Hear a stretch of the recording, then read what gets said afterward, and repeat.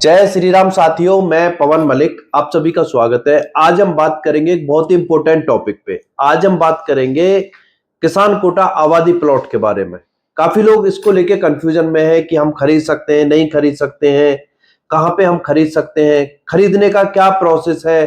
जैसे कि अगर हम ग्रेटर नोएडा में खरीदते हैं या हम यमुना में खरीदते हैं तो किस तरीके से हम इन प्लॉटों को खरीद सकते हैं, किसको ये प्लॉट मिलते हैं, क्यों ये प्लॉट मिलते हैं और क्या क्या इनमें यूज किया जा सकता है। सभी बातों पर डिटेल से बात करेंगे आज की वीडियो में। सारी कंफ्यूजन आपकी दूर हो जाएगी किसान कोटा प्लॉट को लेके, इसलिए वीडियो को आप बिल्कुल लास्ट तक देखें।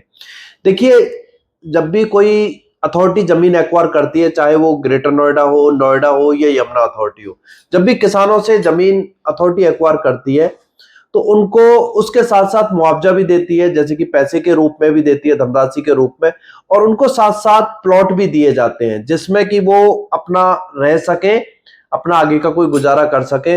इसीलिए इनको 50% कॉमर्शियल, 50% रेजिडेंशियल प्लॉट भी बोला जाता है। चाहे वो 6% किसान कोटा आबादी के प्लॉट हो, जैसे कि ग्रेटर नोएडा में अगर आप देखेंगे, नोएडा से हम स्टार्ट करते हैं। जैसे नोएडा में ये प्लॉट जब नोएडा अथॉरिटी ने जमीन एक्वायर करी तो उन्होंने वहां के किसानों को प्लॉट दिए 5% किसान कोटा आबादी के नाम पे। यानी कि जितनी भी उनकी जमीन अथॉरिटी ने एक्वायर करी उसका 5% निकाल के उनको अथॉरिटी ने नोएडा में दिए। फिर आई ग्रेटर नोएडा की बारी, तो ग्रेटर नोएडा में इनको 6% कर दिया गया, यानी कि 1% बढ़ा दिया गया। ग्रेटर नोएडा में 6% किसान कोटा आबादी के नाम से ये प्लॉट मिले। मगर कुछ लोग किसान जो है वो कोर्ट चले गए और उसको बढ़ा के ग्रेटर नोएडा में फिर बाद में 10% किसान कोटा आबादी कर दिया गया। यानी कि टोटल जमीन का 10%, जितनी भी जिस किसान की जमीन जाती है एक किसान की, उसके हिसाब से उसको 10% किसान कोटा आबादी के प्लॉट ग्रेटर नोएडा में दिए गए। अब इसको बढ़ा के यमुना में 7% कर दिया गया। जैसे ग्रेटर नोएडा में 6 था, यमुना में 7 कर दिया गया। वहां के भी किसान कोर्ट में गए हुए 10% को लेके ही। हो सकता है फ्यूचर में क्या हो, 10% रहे या 7% ही रहे। अभी वहां पे 7% किसान कोटा आबादी के नाम से यमुना में ये प्लॉट किसानों को दिए जाएंगे। तो अगर हम इनको देखते हैं, जो अथॉरिटी देती है किसान को ये प्लॉट, वो इसलिए देती है कि आप इसमें अपना रह भी सकते हैं और अपना कोई काम भी कर सकते हैं। तो काम मतलब कि इसको आप रेजिडेंशियल के यूज में भी तरीके से भी यूज कर सकते हैं और कॉमर्शियल भी आप यूज कर सकते हैं। तो इसीलिए इनको 50% कॉमर्शियल और 50% रेजिडेंशियल प्लॉट बोला जाता है। अथॉरिटी ही डेवलप करके देती है, चाहे वो नोएडा में हो या ग्रेटर नोएडा में हो या आपका यमुना में हो। आने वाले कुछ सेक्टर में ग्रेटर नोएडा में आपको देखने के लिए मिलेंगे जहां अथॉरिटी ने डेवलपमेंट किया है। बाकी अभी यमुना में आपको ज्यादा ये प्लॉट देखने के लिए नहीं मिलेंगे मौके पे। बाकी ग्रेटर नोएडा और नोएडा में आपको काफी लोकेशनों पे ये प्लॉट मौके पे ही देखने के लिए मिल जाएंगे। अथॉरिटी डेवलप करती है सभी तरह से, जैसे कि रोड का, लाइट का, पानी का, सीवर का, सभी काम अथॉरिटी के द्वारा किए जाते हैं। अथॉरिटी इसका अपना डेवलपमेंट चार्ज, जो उसका चार्ज होता है, वो चार्ज किसानों से या जिन्होंने प्लॉट खरीदे हुए हैं उनसे अपना चार्ज लेती है, डेवलपमेंट चार्ज, और उसी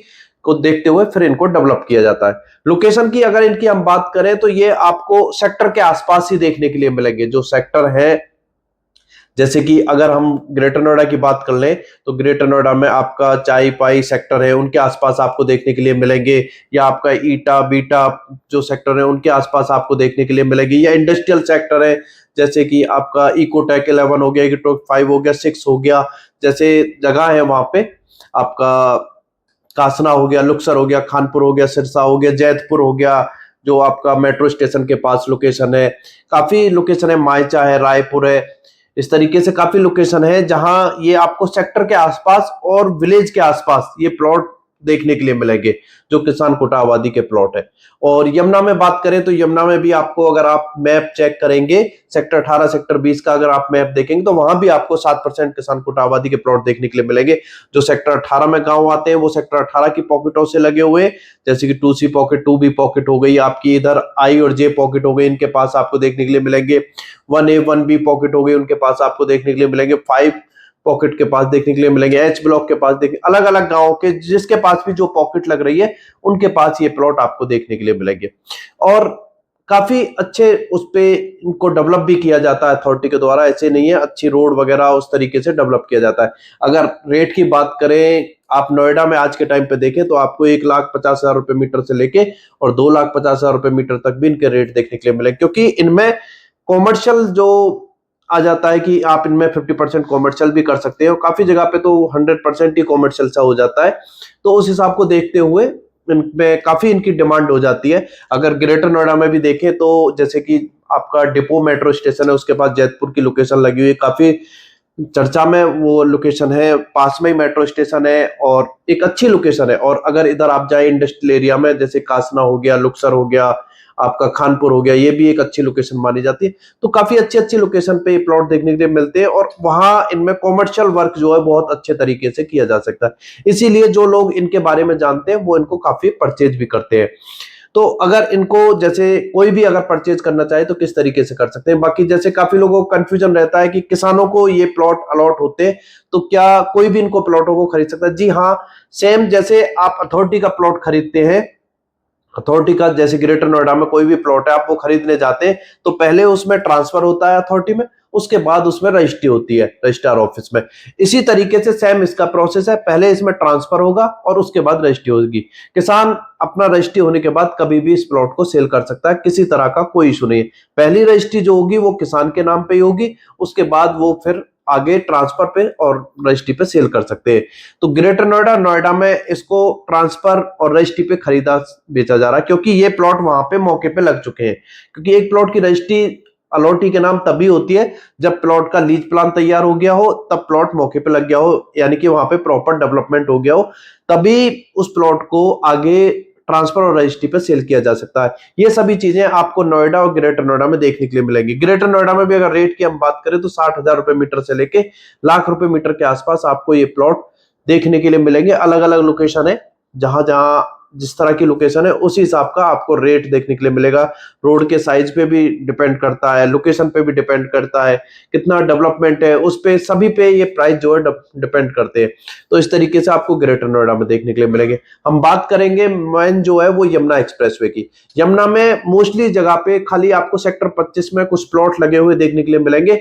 बाकी आप किसी भी सेक्टर में जाते हैं, सेक्टर 22 में, सेक्टर 20 में, सेक्टर 18 में, सेक्टर 17 में, सेक्टर 16 में, सेक्टर 15, किसी भी सेक्टर में आप जाते हैं तो वहां आपको ये प्लॉट अभी मौके पे देखने के लिए नहीं मिलेंगे, क्योंकि अथॉरिटी के द्वारा अभी तक इनमें कोई भी डेवलपमेंट नहीं हुआ है। अगर यमुना में काफी लोग इन प्लॉटों को खरीदना चाहते हैं, वो किस तरीके से खरीदते हैं वो मैं आपको क्लियर कर देता हूँ। काफी लोग इसमें कंफ्यूजन रहते हैं और फंस भी जाते हैं।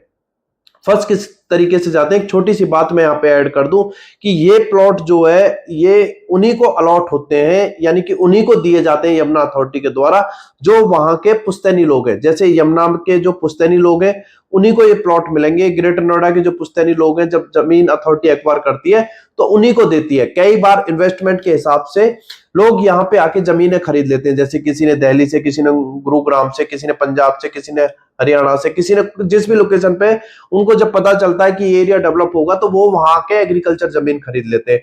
तो उनको ये प्लॉट नहीं दिए जाएंगे, यानी कि वो गैर पुश्तैनी लोग हो गए, उनको ये प्लॉट नहीं मिलेंगे। जो यहाँ के पुश्तैनी निवासी हैं, पुश्तैनी लोग हैं, उन्हीं को ये प्लॉट मिलते हैं।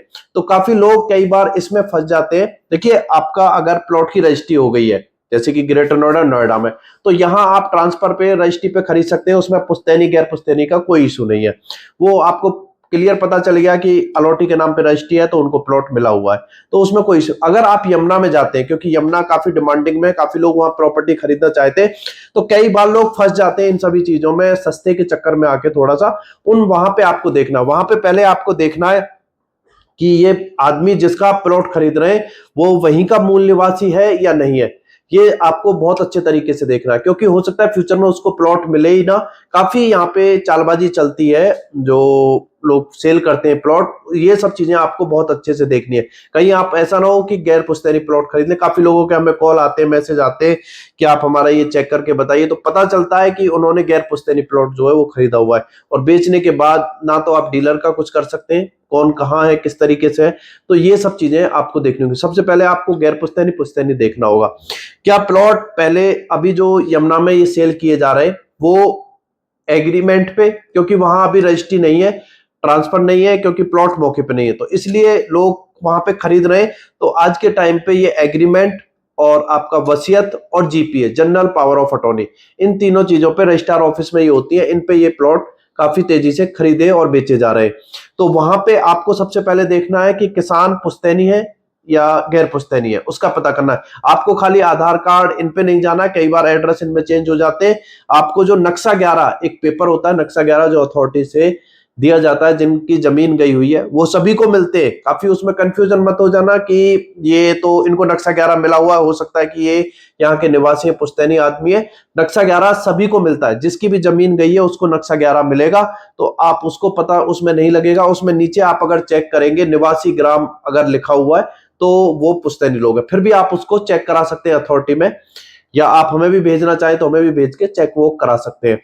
उसके बाद आपको चेक करना है जो भी आप प्लॉट खरीद रहे हैं यमुना में, कि ये प्लॉट पहले सेल हुआ है या नहीं हुआ है, वो भी आप चेक करा सकते हैं। वो चेक करें प्रॉपर अच्छे तरीके से, कहीं ऐसा तो नहीं है कि प्लॉट पहले ही किसान ने सेल कर दिया, क्योंकि ये सेल परचेजिंग 2010-11 से ही स्टार्ट हो गई थी। बहुत कम रेट पे पहले सेल हुआ करते थे, आज रेट काफी ऊपर हो गया है। तो पहले भी ये सेल होते हुए आ रहे हैं, कई बार किसान पहले भी सेल कर चुका है, मानो 2011-12 14-15-16 में, और फिर अब दोबारा से सेल करने लगा है। तो वो सब चीजें भी, क्योंकि सभी जगह सभी तरह के एक जैसे लोग नहीं है, लोग काफी चालबाजी बेईमानी के तरीके से फिर से सेल करना चाहते हैं अपने प्लॉटों को। वो सब चीजें आपको देखनी है, क्योंकि प्रॉपर्टी आप खरीद रहे हैं, डीलर पे भी विश्वास ना करें, क्योंकि डीलर भी यही चाहता है। मैं मानता हूं कि कुछ डीलर बहुत अच्छे तरीके से काम करते हैं, काफी ठीक है, मगर बहुत से लोगों की मंशा खाली यही है कि उनको अपना पैसा कमाना है। उनको मतलब नहीं है कि आपका 50 लाख या 40 लाख करोड़ आपका गलत जगह लग जाए, उन्हें कोई मतलब नहीं। उन्हें मतलब है अपना 5-10 लाख रुपए जो उन्हें कमाने हो उससे उन्हें मतलब है। उन्हें मतलब नहीं है बिल्कुल भी कि आपका पैसा गलत जा रहा है और आपको प्लॉट फ्यूचर में मिलेगा नहीं मिलेगा। इन सब चीजों को आप ही को देखना है, क्योंकि आप प्रॉपर्टी खरीद रहे हैं, कभी भी किसी पे भी आंख बंद करके विश्वास ना करें, और इस काम में तो बिल्कुल भी ना करें। मैं आपको सीधा सीधा क्लियर बता देता हूं। फिर आप उसमें चेक करें कि प्लॉट पहले सेल हुआ है या नहीं हुआ है, प्लॉट में कितने लोग हैं लिखने वाले, वो सब चीजें आप देखें। देखिए अगर पेपर सब ठीक है, ज्यादा लोग हैं, 1-2 लोग हैं, 3 लोग हैं, कोई इशू नहीं है। अगर वो ठीक है तो पेपर वगैरह सब ठीक है तो कोई दिक्कत नहीं है। कहीं ऐसा ना हो कि आप एक आदमी के चक्कर में, कि एक आदमी है लिखने वाला मगर वो गैर पुश्तैनी है, पहले सेल कर चुका है, आप उसका खरीद रहे हैं, और आप जो ठीक अच्छे 2-3 लोग हैं उनका प्लॉट है उसको आप छोड़ दे रहे हैं। वो सब चीजें आपको प्रॉपर देखनी होंगी। वो मेनली काम डीलर का भी होता है, जो डील करा रहे हैं उनको पता होता है कि किस तरह के लोग हैं जिनका आपको प्लॉट सेल करा रहे हैं। तो मैं इस बात पे भी आऊंगा कि आप खरीदने के टाइम पे क्या क्या चीजें देखें, किस तरीके से वो खरीदें। तो आपको पहले देखना है कि प्लॉट पहले सेल हुआ है या नहीं हुआ है, फिर आप उस पर आगे बढ़ सकते हैं। अगर नहीं सेल हुआ है तब आप देखें। अगर सेल भी हुआ है, कई बार अगर मानो कि सेल कर रखा है तो पहले वो कैंसिल होना चाहिए। ऐसा नहीं है जो प्लॉट यहाँ 2010, 11, 12, 15, 20 तक बिके हैं, या आज भी आपसे पहले कभी भी बिके तो रीसेल भी वो हो जाते हैं। पहले उनका जो उन्होंने पुराना एग्रीमेंट जीपीए वसीयत किया हुआ है उसको कैंसिल कराना होता है, यानी कि एग्रीमेंट ही कैंसिल होता है। किसान जब चाहे जीपीए और एग्रीमेंट को, वसीयत को तो अकेले ही कैंसिल कर सकता है, और एग्रीमेंट जो है उसके लिए दोनों लोगों की जरूरत होती है। जीपीए और आपका वसीयत जो है वो किसान अकेले भी कैंसिल कर सकता है।